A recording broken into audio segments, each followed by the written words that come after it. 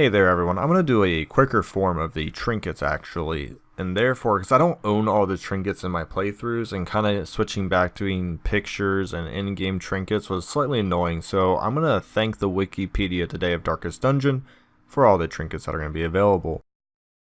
All the trinkets on the Wikipedia, you do need DLCs for certain ones, I believe. I can't remember exactly which ones have gimmicks or not, so some of these you see, if you don't have DLC, you actually may not be able to get. But for the most part, I'm not going to talk about every single trinket. I'm going to go over ones that I think are rather useful. And to start this off, I'm going to group ones that have either the bleed resist here or the blight chances and all that stuff. You'll see what I'm talking about. So the bleed charms and blight stones, they're obviously add chance or resistance for minus speed, minus dodge. We also have one for debuff. We have one for disease. We will have one for move, and I believe we have one for stun, and that should be it. Yes, that's it. These trinkets were never a favorite of mine. Adding more bleed, resist, or chance in the early game might be maybe beneficial, but here's the thing, the DOT damage is almost so weak on everybody that worrying about maybe extra bleed chance isn't the biggest end of the world, because most likely you're probably going to kill them 1 to 2 shots anyways, and that 1 to 2 points of bleed you're going to get may not be worth removing a speed, because that might mean your character has to go after somebody rather than before. I never thought they were that strong. Minus 2 dodge isn't a huge deal, but 20 bleed resist also isn't the biggest deal in my personal opinion. In the early game, you're often cycling out heroes where heroes are already dying, where you're getting rid of them for stress related issues. Therefore, possibly resisting bleed may not be worth the amount of money you can sell some of these charms and stones for, such as the blight charms and stones as well. Now that is my personal preference. It doesn't mean that whenever you get these you gotta sell them or they have zero use. I just thought they were always worth more in gold than they were more in practicality. The critical stone is another one I sometimes played with. I would sometimes put on a slower individual, such as maybe a crusader or a leper, because their speed was so bad already they usually went in the back. Therefore, I never had to worry about them really losing an opportunity to go before someone else. Therefore, the critical stone can be good on people like that. Once again, the debuff stone, disease charm, they're not terrible, they're not great. I like to sell them for money. The dodge stone is fairly weak. Sometimes I'd put on the leper crusader, but usually I end up selling these because for dodge for his speed, there's not too many people I actually like that on. Crusader and leper also have such poor speed already. If you maybe wanted to put this on someone with a much higher dodge and maybe can increase the speed of your party, such as a jester, it actually isn't a terrible decision.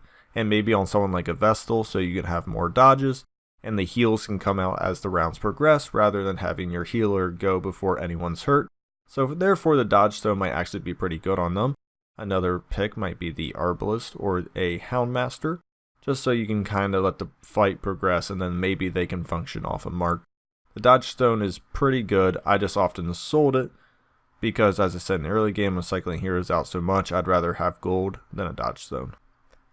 Now we get to the health stone. And I don't know, I need to double check. I want to say the health stone's actually only 10% HP. I don't think it's 15. I'd have to go check my game. But regardless, I want to go with 10%. This might be a Wikipedia error, I'm not entirely sure. But 10% HP for minus 1 speed. Excellent for your front row tanks, or maybe even for a vestal where you just want to give them more HP and once again slow them down, allow them to heal as the fight progresses rather than them having a higher chance to go before anyone's hurt. Now if you're using a vestal for stun, obviously you might want to hold off on this because you want to stun someone before they go. These are things to consider before you start throwing trinkets onto random individuals. Once again, the move charm, move stone. Moving isn't such a big deal. I guess if you're trying to go for like a bounty hunter or an occultist, the move stone might be useful. But for the most part, these are just some really simple money. Protection stone, 5%. I don't even know if that actually reduces a damage or not. 5% is so measly for 1 speed. I can't even really fathom using this effectively. I would probably just sell it because, like I said, 5%. I mean, if the guy does 10 damage, it does 9.5 damage. And I don't know if the game rounds that down or up. So they would have to do essentially like a 20 damage so you could finally see 1 point of damage removed. Maybe that saves your person, who knows, but for the most part, I just don't think it's worth it. Now what I will say is, the Stun Charm and Stun Stone might actually be some of the resistant related trinkets I would actually use. And the reason why I would actually use them is because stuns are so strong this game against you and for you that I think it'd be worth minusing 2 dodge to make sure someone like your Vestal or your Jester aren't getting stunned, or someone that's crucial to your lineup and you need them to make a certain action every turn or at least to start the fight. I think it's crucial. I think having more stun resistance or a higher stun chance is absolutely beneficial. Once again, I know I'm really beefing up the Vestal here, but the Vestal with 10% more skill chance can be an excellent stun. Even the Plague Doctor or the Crusader, 10% more chance is excellent. Even if you want to use Hellion with Barbaric Yelp, 10% more on a double stun in the front, beautiful. I would highly recommend trying to use some of these stun trinkets and charms and all that and not getting rid of them. It's very rare to find a trinket that is universal that increases stun chance. Now that we're getting into the common items, these start getting a little better and also just a little eh. Archer's Ring, I mean, if you have it and you want to put it on something like an Arbalest or a Houndmaster, it may not be terrible. I often found myself selling it. 5 AC for -1 speed. It just usually wasn't worth it. If you're struggling to find yourself hitting or make party compositions that increase accuracy, go ahead, keep it, because I mean 5 accuracy is 5 accuracy. This would even be good on a Highwayman and maybe Grape Shot Blast. You could really increase the accuracy of that. And -1 speed won't kill him as a character. Bloodied Fetish is decent. I mean, it gets you 20 blight and 20 bleed resistance and -20% disease. As long as you don't go somewhere that's going to disease you, putting the blight and bleed together for no negatives on speed or dodge, I would actually consider that rather strong, and this would be an excellent choice on usually your front 2 characters who are probably going to take the bulk of damage. Now there's a couple items I'm going to scroll through here. I want to talk about surprise chancing and scouting. So you got the Book of Intuition and the Caution Cloak. If we scroll down here, eventually we get the Survival Book as well. Book of Intuition, if it's one of the first trinkets you get, go for it, because any chance you can not have your party surprised in the early game, the better. -1 speed, like I said, put this on someone who has ridiculously low speed already and you're perfectly okay. It doesn't need to be on someone who has already naturally good scouting and just have your party less surprised. It works out very well. Don't be afraid to do that.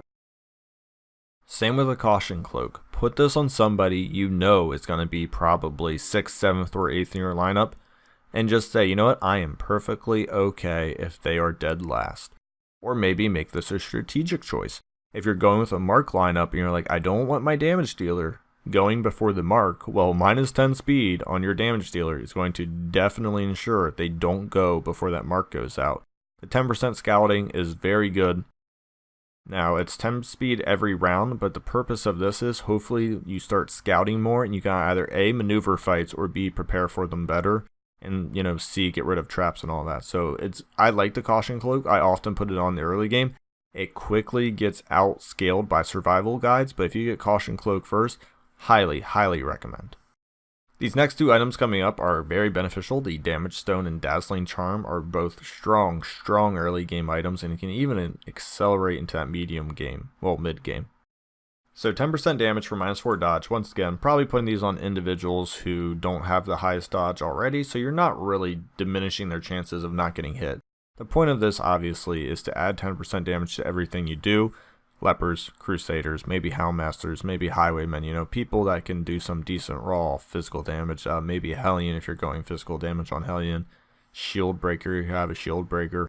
Anyone who can do some raw physical damage should really have the Damage Stone equipped. Once again, I just keep mentioning Lepers, Crusaders because those were like bread and butter for me for raw physical damage in the early game because they do so much damage. All they need to do is maybe get that 1 to 2 extra and you're in the realm of one-shotting certain enemies you might have been out of reach before.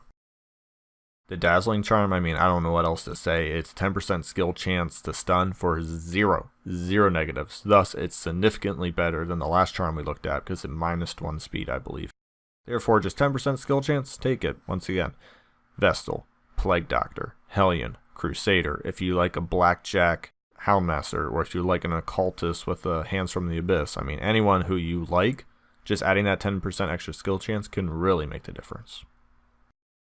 Things that have conditions I'm not exactly thrilled with, such as plus 10 dodge if HP is above 75, minus 6 if it's below. And the reason I'm not thrilled at is you never know how RNG is going to go. Now, 10 dodge above 75% is pretty good. If you put this on someone who already has a lot of dodge, the theory is if they never get hit, they can't get below, right? Therefore, I'd just be careful of who you put this on. I definitely want to put this on a front row person because they're going to naturally get hammered. And the heals in the early game are so weak, you're not going to get really a large boost of heals to get them back up to above 75. But if you put this on someone who's seldom, targeted, they can probably dodge the attacks that come their way, and it could actually be pretty good. Now, the slippery boots I actually don't like, and I don't like two things on your heroes. There's two things I don't like when items do. Decrease your stun resistance and decrease your move resistance.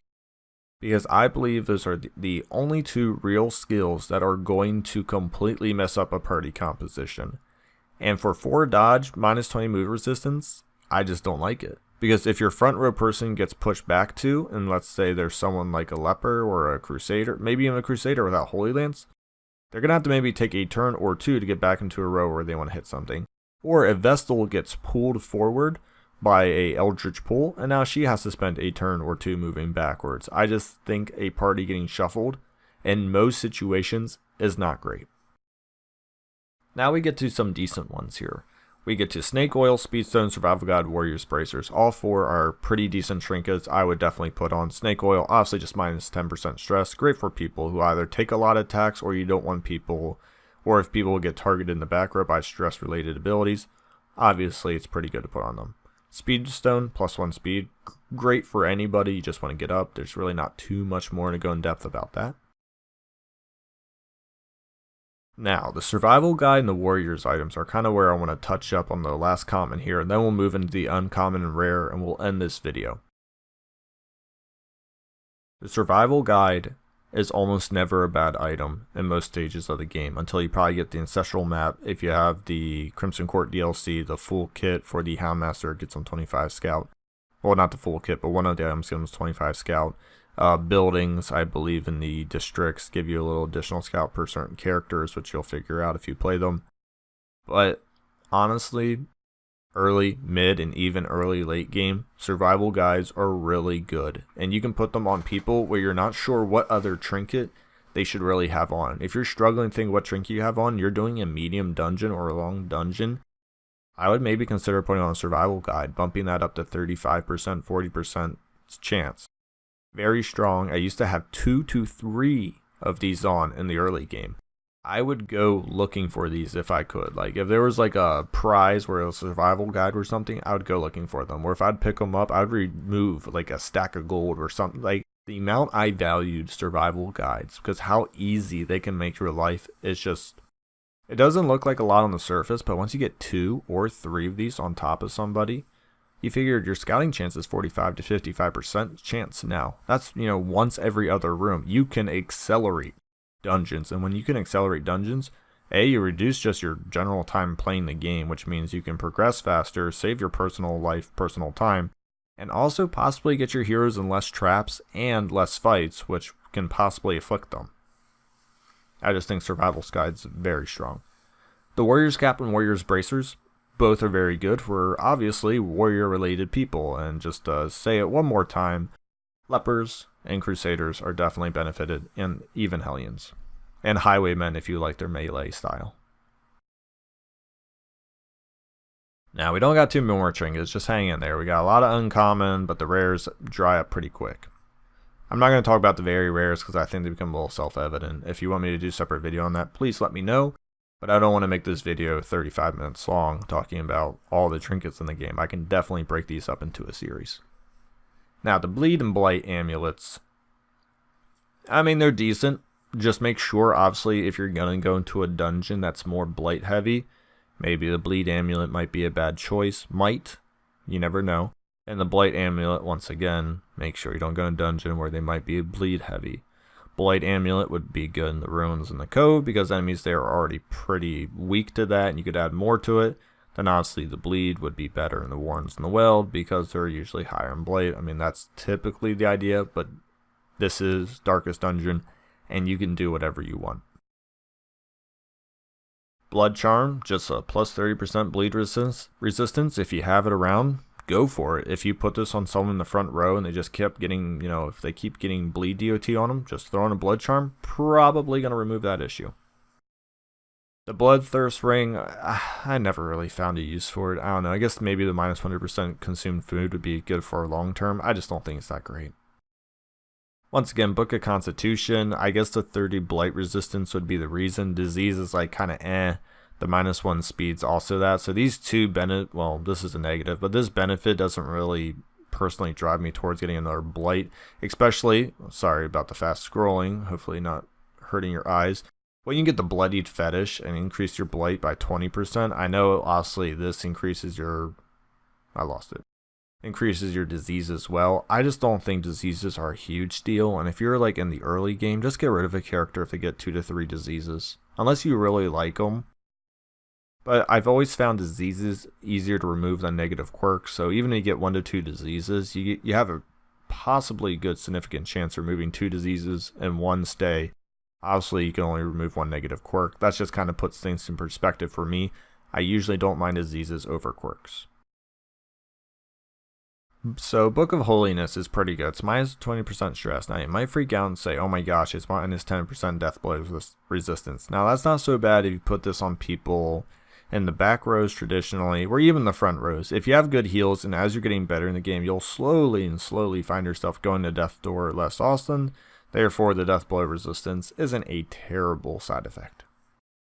Book of Rage, I'm never really one to take items that require to be below a certain HP. I just think RNG in this game screws you more than not, so getting 20% more damage while being below 33% HP is just not worth it. I mean, you have to think about how low 33% HP is in the early game. You're talking maybe like 6-8 health. We're talking one shot to death's door category, and 20% just isn't enough to justify that. So the Book of Rage, definitely worth selling. I like the Book of Relaxation. I think it's good for front people who have accuracy issues, and you get an additional minus 10% stress on them. And usually people in the front also don't have a lot of dodge, so you don't feel too weird about subtracting the dodge either. Now what I will say is, I'm about to contradict myself. I love the Camouflage Cloak. Now you're thinking, you just said you don't like things that reduce stun resistance. Very true. But when you get 15 dodge for the torch above 75, which I personally usually did, that's just so much. So much. And it's an uncommon item. It's not like this is rare or very rare. You can get this feasibly within probably 10 to 20 weeks. And 15 dodge just significantly reduces your chance of getting hit. And there's not a lot of stuns in the game. And the ones that do exist, hopefully you can dodge them, not get hit. Now, if you're going to get hit by it, most likely expect to get stunned. But I think 15 dodge is just so strong. I mean, that is literally Ancestral Jacket level strong, and that's at the end game. Therefore, I think Camouflage Cloak is just so powerful. The Calming Crystal is not too bad. I would rather just put on the Snake Oil, though, because 5% stress, once again, is really not a huge deal. Minusing 1 speed starts getting a little iffy. The Charm, 15% heal skills, it's not bad, I just don't think it's very good. Once again, like 15% is usually a weird number, I don't necessarily like that. If you have it and you like a Vestals, definitely recommend it on Vestals. It can even obviously be good on someone like an Occultist. Outside of that, 15% isn't going to do much for your lower level heals, such as maybe like a Crusader, Antiquarian, an Arbalist, or a Musketeer. Dark Bracer, if you do Torchless runs, all I'm going to say is I guess put it on. Other than that, I would highly keep it off because the minus 10% damage if the torch is above. So if you like torchless runs, definitely do the Dark Bracer. If not, sell it for a good amount of gold. Debuff Amulet. If you rely on a heavy debuff strat, maybe. I mean, maybe you can put this on the Highwayman with Grape Shot Blast, or if you have a marking strategy where you want to make sure the minus protection or minus dodge comes out. Once again, sure. Other than that, I think it's more of a beneficial to sell than it is to keep around, but depending on your strats, this could actually be a very useful trinket. Gambler's Charm, once again, it's like the other Book of Holiness. I think the more HP you get, you're not going to go near death's door, so I don't think it's an issue to minus 10% away from it. Heavy boots is really good for obviously heavier individuals in the front row, and I will sound like a broken record. Hellion, Crusader, and Vestal, and maybe even a Highwayman if you want to keep them up front there. And maybe even a Shield Breaker, who knows? I mean, anyone you want to kind of put in the front who already has a bad speed. I know Shield Breakers don't, but traditionally I think these would be beneficial in your higher guys. Heck, even maybe a Man-at-Arms where you're not really focused on damage and you're more focused on soaking up damage. Man-at-Arms would be an excellent choice for this. Life Crystal, obviously the upgraded form to the Health Stone. Definitely recommend putting on, not too much about that. Move Amulet, once again, not my favorite, but if you're really reliant on a pool or, you know, come hither ability, the Bounty Hunter, I guess go for it. Other than that, I think you should probably sell it. Seer Stone, excellent for scouting. Would I recommend this over the Survival Guide? I would. The minus 10% disarm trap chance isn't that great if you already have someone like a Hellmaster or a Highwayman or Bounty Hunter in the party. Shimmering Cloak, plus 8 dodge, minus 33% healing. 8 dodge isn't, it's high. If it was maybe like 10 to 12, I'd consider it more, but for only 8, minus 33% of healing, the times they do get hit in the early game, they're just not going to make up on HP probably, so I'd probably avoid Shimmering Cloak. If you want to use on someone who has already ridiculously high dodge, they may not get hit, therefore once again, it's like the other Camouflage Cloak. If you can't get hit, you don't need a heal. That's kind of the idea. I'm weary of solar and dark related items because I never like a lot of things that are torch reliant. I know once again the Camouflage Cloak was 75. But once you get negatives for the torch not being a certain limit, I don't like that. Because you never know what fights you might walk into. You run out of torches, or maybe you take a Shambler fight and you kind of forget you have the Solar Bracer on. Well, good job. You just minus 5 critical percent chance and 6 dodge. It's just something that kind of restricts you, and I don't really like that. The Steady Bracer is the upgraded form of the Archer's Ring. Once again, 10 AC is a lot though, so that's actually more viable, and I would probably put it on. The Stun Amulet is just beautiful. You can see that 10% chance, 20% resistance, 4 dodge. I have used the Stun Amulet in the past before to great success, so highly recommend. Almost there, guys. Thanks for sticking with me. Surgical Gloves, they're not bad. 8% crit, 5% AC, well, accuracy on melee. Minus 20% move resist is honestly the one thing that scares me. These are, I would use them in a pinch maybe if you find yourself not having a lot of success on hitting, or if you really want your one melee guy to do a lot of damage.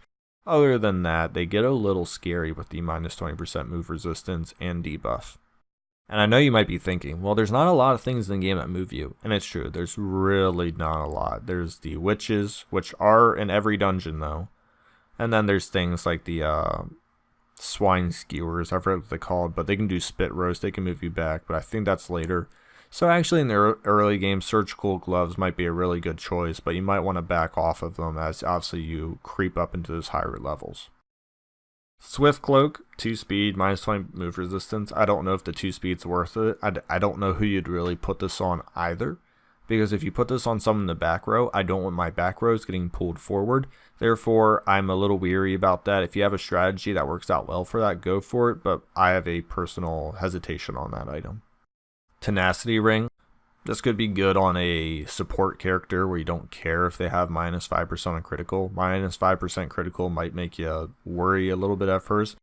But really, if this is like on a Vestal, maybe a more support related Jester. Obviously, you don't want to take away from the Jester completely if you have Harvest or Slice Off.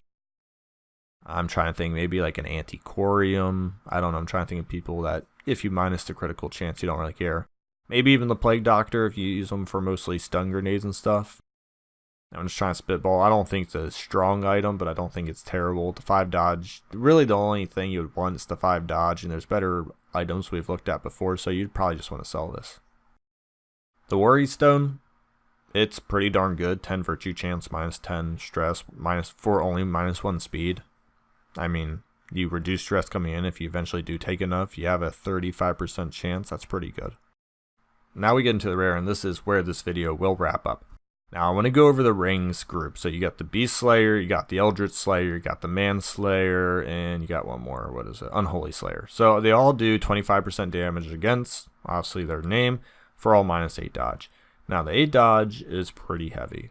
However, 25% damage is also very heavy. I liked putting on these rings, and I still put on these rings depending where I go. And I'm in the very late game now because 25% damage, it's very hard to find a trinket that's willing to grant you that boost. Just make sure you put them on somebody you're willing to make sure you put them on somebody you know is going to get hit and can take it. Dark Crowns, once again, Torchless runs, perfect. Berserk Charm, I go back and forth. In the end, I don't like it for these three things. It's the stress, the accuracy, and the virtue chance. 15% damage isn't that much to get rid of 5 accuracy. Now, the speed's pretty good, but other than that, I don't find myself using the Berserker Charm anymore. It's just too hard to hit. If it didn't have the accuracy debuff, I would highly recommend using it, but I just don't think it's that great anymore.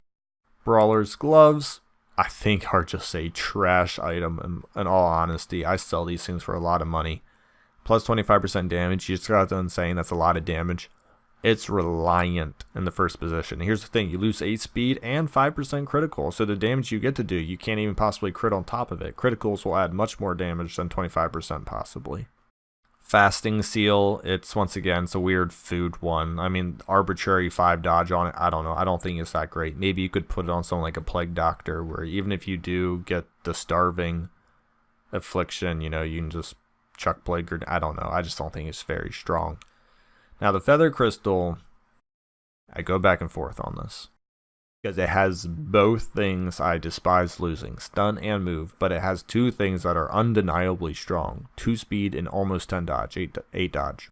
I think maybe in boss strategies where you know they don't stun or move, this would be perfect, because that adds an almost additional 10, and also would allow you to move up quicker in the order of, the chain of initiative. Other than that, I think the Feather Crystal could be good in regular dungeons. You just have to be careful the person you put this on has a way, or your party has a way, to either remove stuns via an Arbalist, or possibly move back and forth with a high moving lineup. Moon Ring, Moon Cloak, once again, if you like those Torchless runs, absolutely go for it. Quick Draw Charm is something that's a little interesting. I'll tell you where I've used this a couple of times. I'm not a huge fan of it. I don't think it's really that great. I wish it was like 20% critical on the first round or something. I think because the critical is what I really use it for. Obviously the 8 speed's really good, but the opportunity to go first and get a critical is really good on someone like, let's say, a Hellion. And the reason why I like that is because high stress damage dealers typically sit in the back row. Therefore, you can Iron Swan the back row, hoping for a critical.